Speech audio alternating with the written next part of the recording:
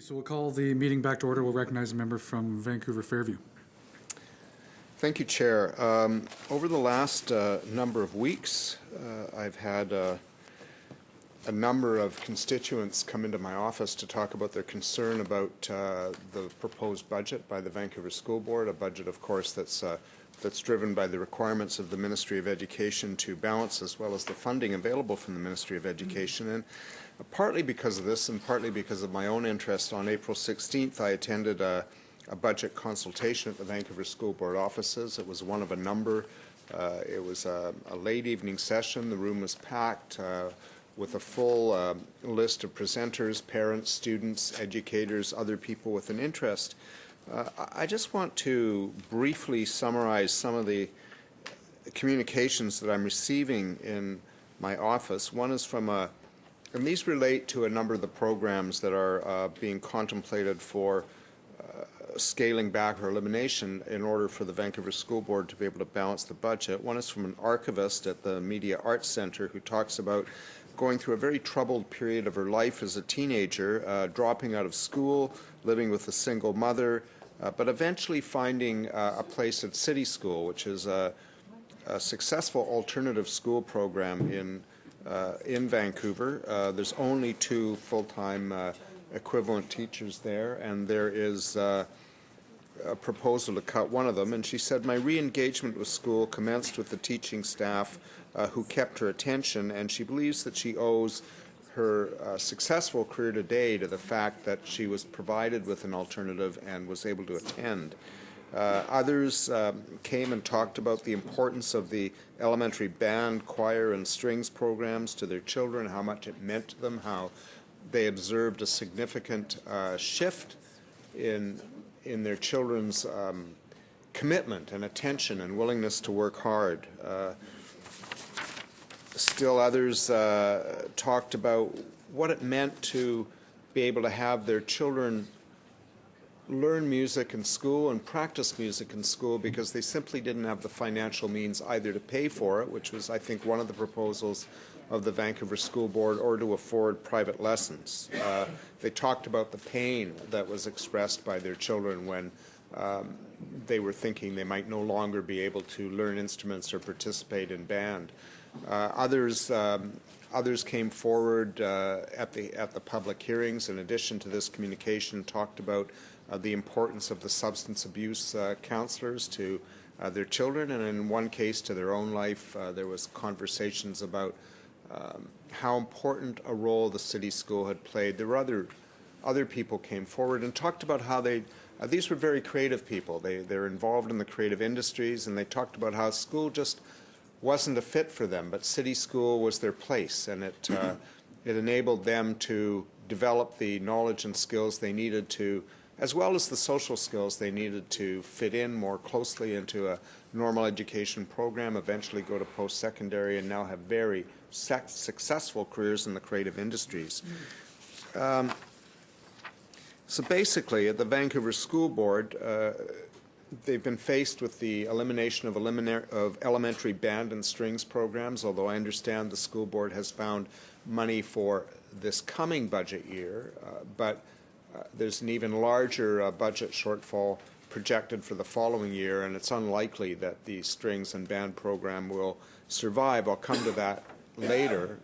The athletic coordinator position being proposed for elimination, a lot of concern from students who learn teamwork through athletic programs. I've talked about City School, but the staffing there, which is already very minimal, is slated to be cut in half, which many think will really mean the death of the program, a very successful program that helps to keep kids at risk and other children who are having trouble socializing in a more normal school environment in the education system.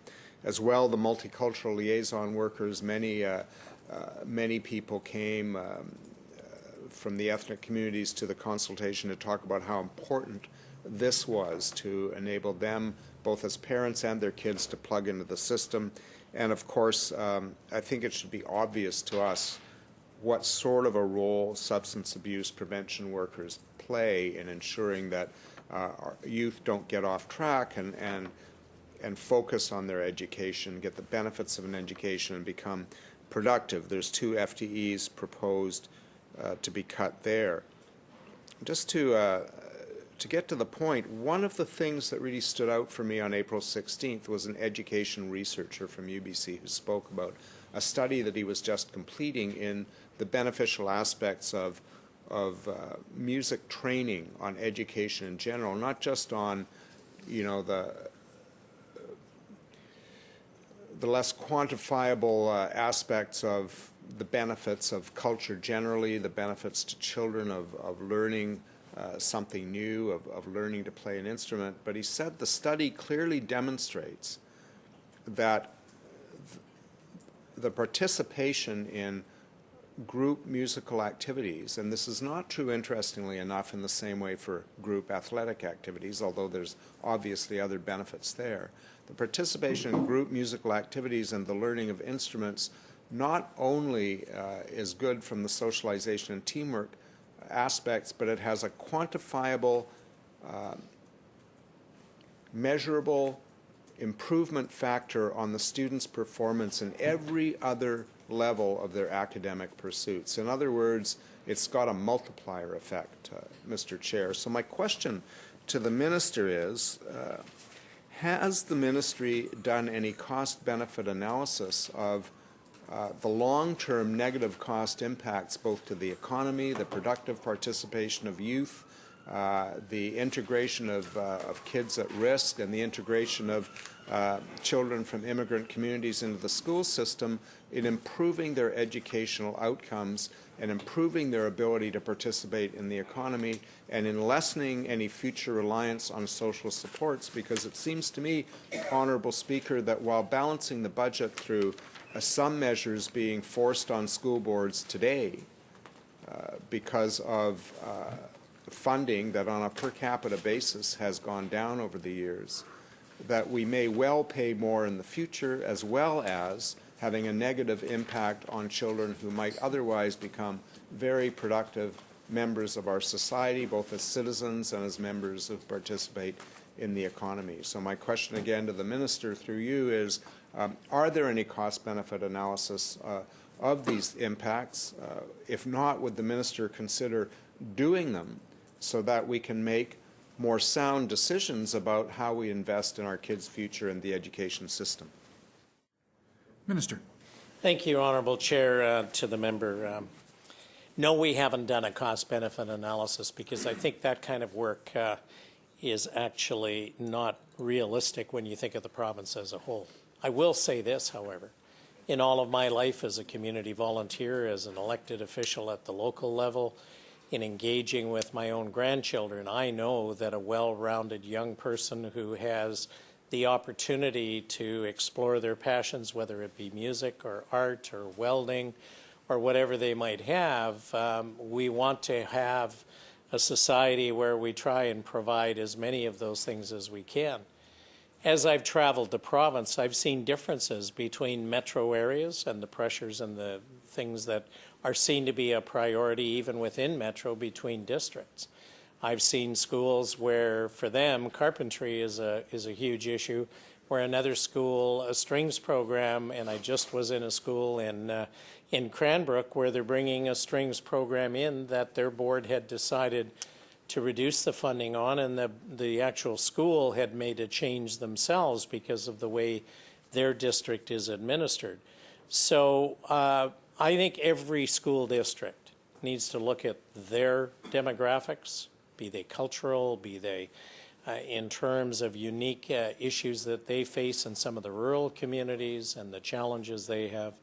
And they have to make the choices. That's why our system is structured the way it is. And one size does not fit all throughout the province. When I was in Prince George, and I saw a great wraparound program that an inner city school with at-risk kids, where the principal made a decision not based on any formulas, but based on his interaction with the students, invited community agencies to come in and work with them and not add more to his budget, but to bring them right into the schools and work with them day to day. And I met students where the outcomes for those individual students were amazing. And I think that's the beauty of the flexibility that we have to have in a province as diverse and cultural groups as diverse as we have. In my own community, I see we have 161 different languages and dialects that are spoken. There are cultural differences that we as the school system cannot meet all of them, but we embrace them and we celebrate them. And I was in a school in my own riding in Fleetwood High School, where the students have unique programs that they've developed together with the community and other volunteers that meet the needs of that cultural group. And there are a number of different cultural groups in their schools. So I don't think there is a blanket answer to your question.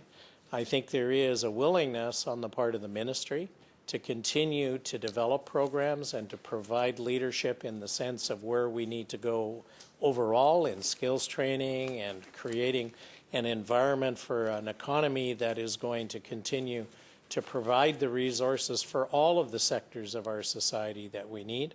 And then it is up to individual school boards to make the hard decisions.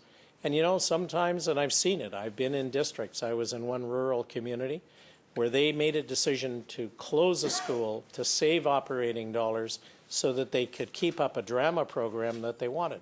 Not an easy decision. Lots of pushback from the people who were affected. At the end of the day, they've clearly said to me that was their right choice, their right choice. I'm not advocating that as a blanket policy either.